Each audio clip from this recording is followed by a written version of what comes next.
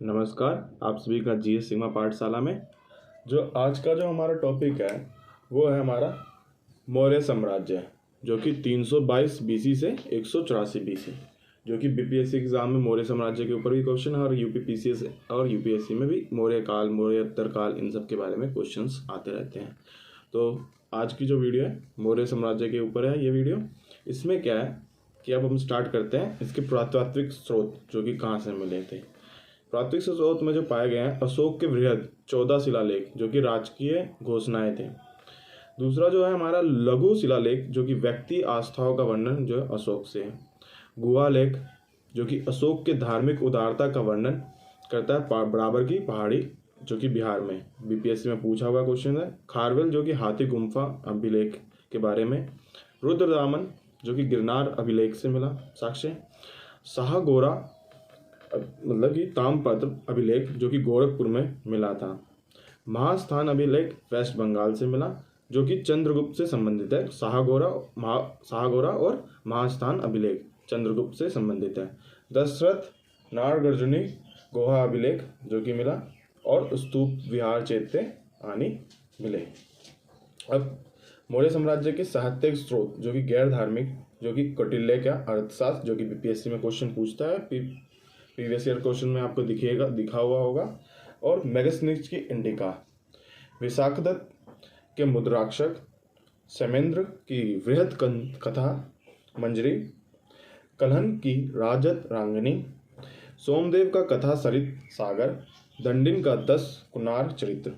जो हमारे को मौर्य साम्राज्य के धार्मिक जो है साहित्य स्रोत में पाए गए, बौद्ध की जातक कथा, दीर्घ निकाय, दीपवंश, महावंश, दिव्यावादान, लामा तारनाथ जो कि तिब्बत का इतिहास है। और ग्रंथ में जैन ग्रंथ जो कि भद्रभाव का कल्पसूत्र, हेमचंद्र का परिशिष्ट वर्मन मिला था।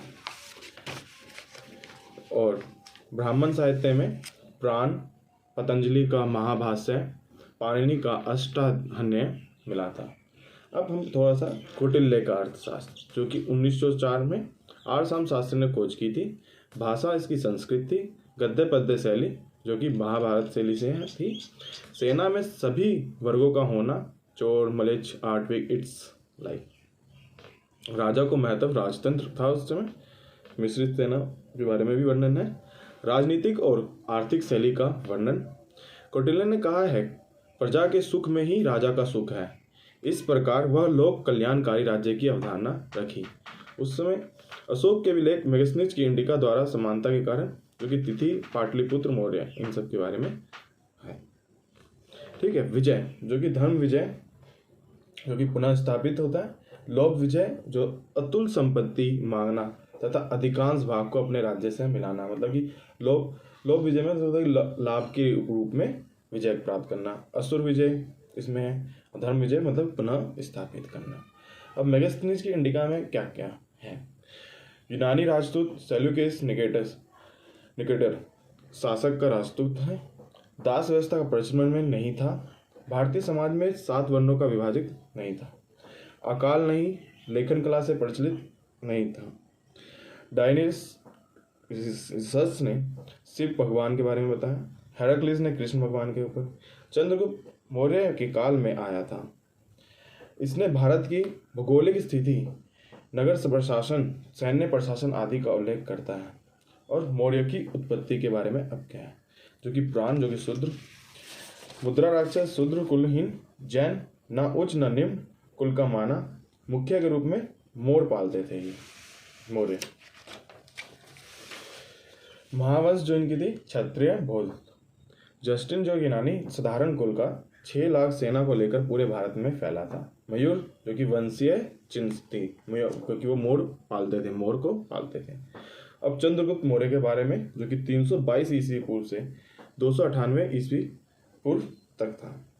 उत्तर पश्चिम के सिकंदर के उत्तराधिकारियों से छीना पंजाब, सिंध। सेंट्रोकोटस यूनानी द्वारा चंद्रगुप्त को बोला था। चंद्रगुप्त को बोला गया सेंट्रोकोटस। सेल्यूकस द्वारा हरियाणा दिया गया जो कि सेल्यूकस जो कि पराजय हुआ युद्ध में। हेरात से जो हरियाणा दिया गया, हेरात से। आर्कोसिया जो कि कंधार। परपेमिसदई जो कि काबुल, जेड्रोसिया जो कि लुचिस्तान। चंद्रगुप्त द्वारा 500 हाथी उपहार में दिया गया सेल्यूकस को। अपने पुत्र बिंदुसार को गद्दी इन्होंने चंद्रगुप्त ने दिया, जो कि हेलिना जो कि ग्रीक की राजकुमारी थी, करोनिया से ग्रीक की राजकुमारी से विवाह किया चंद्रगुप्त ने हेलिना से। सार्वनबोल गोला जैनियों के साथ आ गया विशाखाचार्य चंद्रगुप्त। जैन संत बाहुबली गोमतेश्वर संगमरमर की प्रतिमा इनकी बनवाई गई। तीर्थ स्थल था सार्वनबोला। वहाँ मस्तकाभिषेक जो कि 13 वर्ष में मेला। अपने गुरु चाणक्य की सहायता से नंद वंश के अंतिम शासक धनानंद की पराजय करके मौर्य वंश की स्थापना की गई थी। मौर्य वंश की स्थापना किसके की गई थी? चंद्रगुप्त द्वारा की गई थी, कौटिल्य के मार्गदर्शन में धनानंद की पराजय के बाद। ये बीपीएससी में क्वेश्चन आ चुका है। बिंदुसार के बारे में पढ़ेंगे, क्योंकि अपने पुत्र को किसने गद्दी दिया था? चंद्रगुप्त ने अपने पुत्र बिंदुसार को गद्दी दिया था, जो कि 298 ईस्वी पूर्व से 273 ईस्वी पूर्व तक रहा। इसे अमूत्र कोटस अभिघात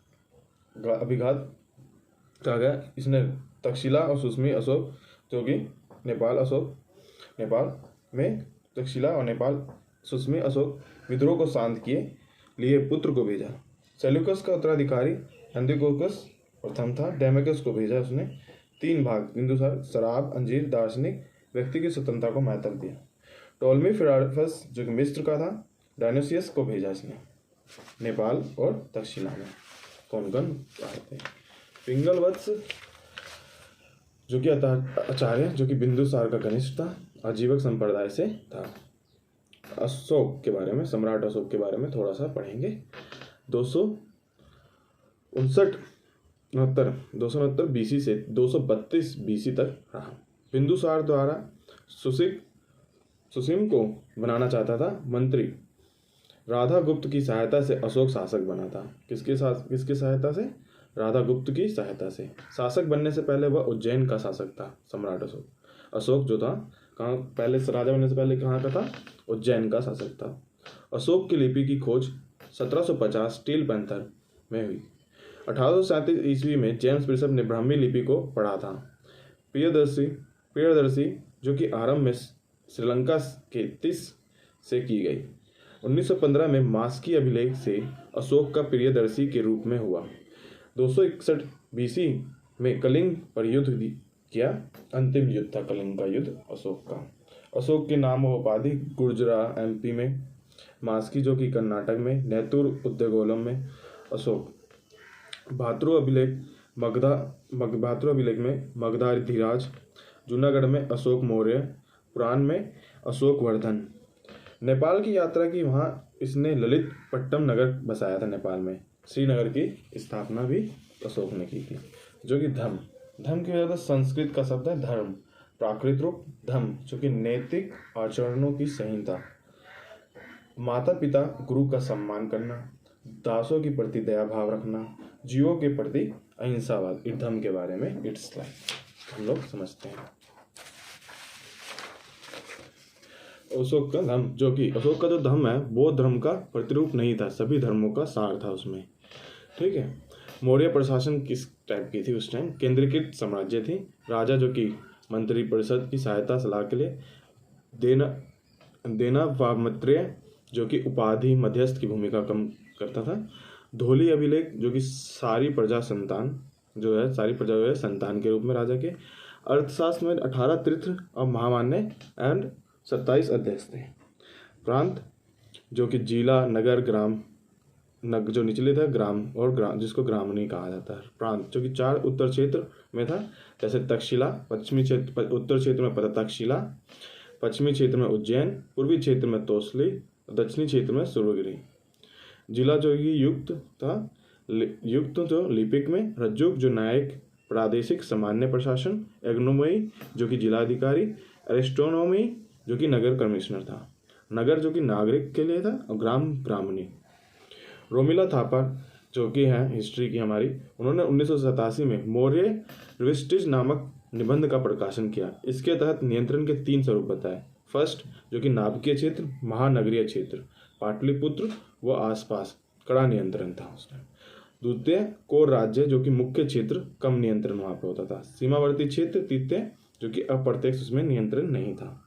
सामाजिक स्थिति जो है बौद्ध जो कि फर्स्ट जो कि क्षत्रिय जो कि क्षत्रिय, दूसरा ब्राह्मण, तीसरा वैश्य जो कि वैश्य, शूद्र जो कि शूद्र, कौटिल्य जो कि ब्राह्मण थे।